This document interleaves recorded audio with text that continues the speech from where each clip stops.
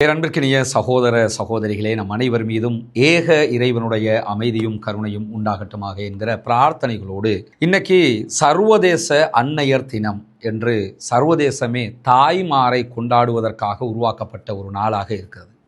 ஆனால் நம்ம நாட்டில் இன்றைக்கு இடம்பெற்றிருக்கக்கூடிய ஒரு சம்பவம் சர்வதேச அன்னையர் தினத்தில் ஒரு தாயின் கண்ணியத்தையும் தாயின் பெருமையையும் மீட்டி பார்க்க வைப்பதற்கான ஒரு சந்தர்ப்பமான ஒரு சம்பவமாக மாறி இருக்கிறது.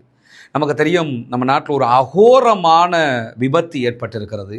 இதுவரைக்கும் சுமார் 21 சகோதரர்கள் கொல்லப்பட்டிருக்கிறார்கள், மரணித்திருக்கிறார்கள். இந்த விபத்தை பொறுத்தவரையில் இலங்கை வரலாற்றில் ஒரே நேரத்தில் ஒரு விபத்தில் அதிகமானவர்கள் கொல்லப்பட்டது என்பது, மரணித்தது என்பது இந்த விபத்தில் தான் என்று வரலாறு சொல்லுகிறது. அரசாங்கம் மரணித்த ஒவ்வொருவருடைய குடும்பத்திற்கும் 1 மில்லியன் நஷ்ட ஈடு கொடுக்கிறோம் என்று அறிவித்திருக்கிறார்கள். இப்படி இந்த சம்பவம் தான் இன்றைக்கு சமூக வலைதளங்களாக இருக்கலாம், மாஸ் மீடியாக்களாக இருக்கலாம், எல்லாவற்றிலும் பேசுபொருளாக மாறி இருக்கக்கூடிய இந்த நேரத்தில் அங்கு நடைபெற்ற பல சம்பவங்கள் ஒவ்வொருவருடைய உள்ளத்தையும் பிழிந்து எடுக்கிற சம்பவங்களாக மாறி இருக்கிறது. ஒரு சகோதரன் அந்த ஆக்சிடெண்ட்டில் மாட்டிக்கிட்டு தன்னுடைய ஒரு உறவினருக்கு அல்லது ஒரு முக்கியஸ்தருக்கு ஒரு தொலைபேசி அழைப்பை எடுக்கிறவர் என்ன சொல்கிறாருன்னா, எங்கள் அம்மாட்ட மட்டும் இதை சொல்லிடாதீங்க, நான் ஆக்சிடெண்ட் ஆகியிருக்கிறேங்கிற செய்தியை சொல்லிடாதீங்கன்னு கதறுகிறார். அதெல்லாம் நமக்கு பார்க்க முடியாமல் இருக்குது. அதே நேரத்தில் அங்கே நடந்த தாய்மையை புரிய வைக்கிற ஒரு செய்தி தான் 45 வயதான ஒரு தாய் தன்னுடைய குழந்தையை காப்பாற்றுவதற்கு போராடிய அந்த காட்சி. ஆக்சிடெண்ட்டில் பஸ்ஸினுடைய பெரும் பகுதி அவங்களுடைய உடம்புக்கு மேலே விழுந்திருக்குது. தன்னுடைய பிள்ளையை அதுக்கு கீழே வச்சு அந்த அம்மா பாதுகாத்து கொண்டிருக்கிறாங்க. இலங்கையினுடைய இராணுவம் நேரடியாக அந்த இடத்துக்கு சென்று அவர்களை மீட்டெடுக்கிற உயரிய பணியில் ஈடுபட்டாங்க. அதில் அந்த வெளியாகி இருக்கக்கூடிய காட்சியை நம்மளால் பார்க்க முடியலை. அந்த அம்மா பிள்ளைய பிடிச்சிக்கிட்டு நிற்கிறாங்க. பிள்ளை உயிரோடு இருக்குது, 9 மாத குழந்தை. பெரும் பாடுபட்டு பெரும் கஷ்டப்பட்டு இலங்கையினுடைய பாதுகாப்பு தரப்பு இராணுவம் அந்த பிள்ளையை காப்பாற்றி வெளியிலே கொண்டு வந்தார்கள். ஆனாலும் அன்ஃபார்ச்சுனேட்லி என்ன நடந்ததுன்னு சொன்னால், 9 மாத குழந்தை பாதுகாக்கப்பட்டது, தாய் மரணித்து விட்டார் என்கிற செய்திகள் சற்று முன்னால் வெளியாகி இருக்கிறது. தன்னுடைய குழந்தையை அரும்பாடுபட்டு காப்பாற்றிய அந்த தாய் மரணித்து விட்டாள். ஆனால் அந்த இடத்துல அந்த ஆக்சிடெண்ட்டில் அந்த அம்மா சிக்கிக்கிட்டு இருக்கும்போது நம்முடைய இராணுவத்தை சேர்ந்த ஒரு சகோதரர் அந்த தாய்க்கு தண்ணி கொடுக்குறாங்க. அந்த காட்சியெல்லாம் நம்மளால் பார்க்க முடியலை. கண்கலங்க வைக்கிற, ஏற்றுக்கொள்ள முடியாத, மனது ஜீரணிக்க இயலாத ஒரு கஷ்டமாக அந்த காட்சிகள் மாறி இருக்கிறது. சர்வதேச அன்னையர் தினத்தில் தாய் என்றால் யார் என்பதை நேரடியாக காட்டிய ஒரு சம்பவமாக அது மாறி இருக்கிறது. ஒரு சந்தர்ப்பத்தில் அல்லாஹ்வுடைய தூதர் ஸல்லல்லாஹு அலைஹி வஸல்லம் அவரிடத்தில் ஒரு நபித்தோழர் வந்து கேட்கிறார். சஹீஹுல் புகாரில் வரக்கூடிய ஒரு செய்தி. சகோதரர்களே, உலகத்திலேயே நான் நட்பு கொள்வதற்கு, பாசம் கொள்வதற்கு, உறவு பாராட்டுவதற்கு ஒருவரை கற்றுத்தாருங்கள் என்று கேட்கிறார். ஏன்னா அது அந்த இஸ்லாத்தினுடைய ஆரம்ப கட்டம், மக்காவிலிருந்து மதீனாவுக்கு ஹிஜ்ரத் போயிருந்த நேர காலகட்டங்களாக இருக்குது. ரசூலுல்லாஹ் ஒருவரோடு ஒருவரை நட்பு கொள்ள வைத்த காலகட்டம். மக்காவிலிருந்து ஒருத்தர் வந்தாருன்னா மதீனாவை சேர்ந்த ஒருத்தரை ஃப்ரெண்ட் ஆக்கி விடுவாங்க. அந்த மாதிரி ஒரு காலகட்டத்தில் அவர் அப்படி நினச்சிக்கிட்டு கூட கேட்டிருக்கலாம்.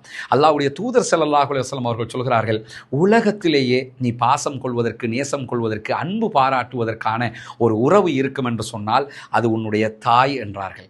அவர் மீண்டும் கேட்கிறார், உலகத்தில் நான் பாசம் கொள்ள, நேசம் கொள்ள, உறவு பாராட்ட ஒருவரை கற்றுத்தாருங்கள் என்று கேட்கிறார்.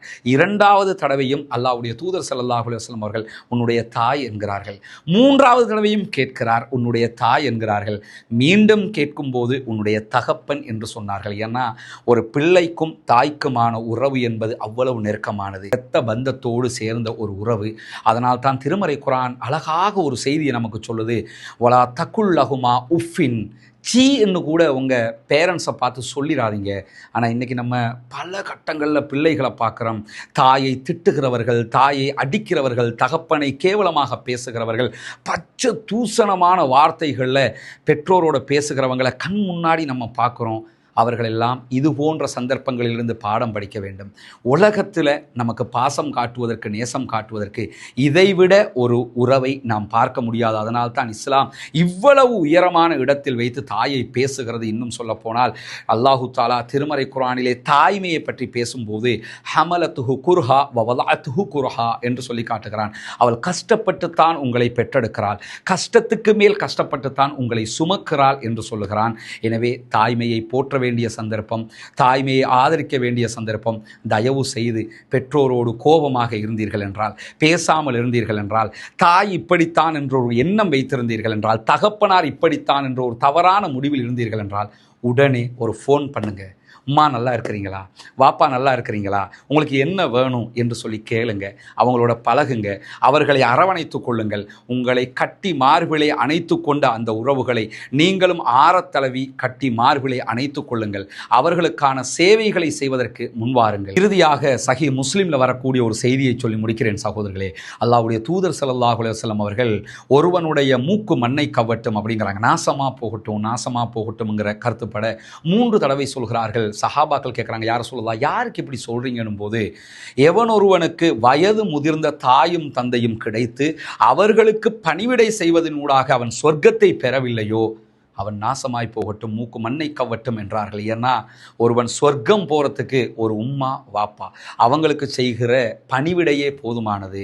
அன்பாக அவர்களோடு நடந்து கொள்ளுங்கள், அவர்களோடு பாசமாக பழகி கொள்ளுங்கள், நெருக்கமாக இருந்து கொள்ளுங்கள், கடிந்து விடாதீர்கள். ஏன்னா இன்றைய அந்த சம்பவம் நமக்கு கண்ணுக்கு முன்னாடி அதை உணர்த்துது. நமக்கு இந்த வீடியோவில் அதை இணைக்க முடியாது, சில அந்த ரெஸ்ட்ரிக்ஷன் இருக்கிற காரணத்தினால. கண்டிப்பாக சிரச தொலைக்காட்சி தமிழ் மற்றும் சிங்களம் ஆங்கிலத்தில் அந்த வீடியோவை பகிர்ந்து இருக்கிறாங்க. நம்ம வீடியோவுக்கு கீழே அதனுடைய லிங்கை நம்ம போடுவோம், பாருங்கள். அந்த தாய் தன்னுடைய பிள்ளைக்காகப்பட்ட கஷ்டங்கள் ஜீரணிக்க முடியாததாக இருக்கிறது. இறுதியில் தன்னுடைய பிள்ளை உயிர் பிழைத்தது, அந்த தாய் மரணித்து விட்டார்கள். தாங்க முடியாத துயரம் இந்த சர்வதேச அன்னையர் தினத்திலே ஏற்பட்டிருக்கிறது. அன்னையர்களை போற்றுங்கள், பெற்றோரை மதியுங்கள், பெற்றோரோடு இணைந்து வாழுங்கள், தாயையும் தந்தையையும் கைவிட்டு விடாதீர்கள். சுவனம் செல்வதற்கான லேசான வழிமுறையாக அதுதான் இந்த உலகத்திலேயே இருக்கிறது. அன்பு கொள்வோம், அன்பை பகிர்வோம், தாயையும் தந்தையையும் உயரிய இடத்தில் வைத்து மதிப்போம் என்கிற கோரிக்கைகளோடு முடித்துக் கொள்கிறேன். வாஹிர் தஅவானா அல்ஹம்துலில்லாஹி ரப்பில் ஆலமீன்.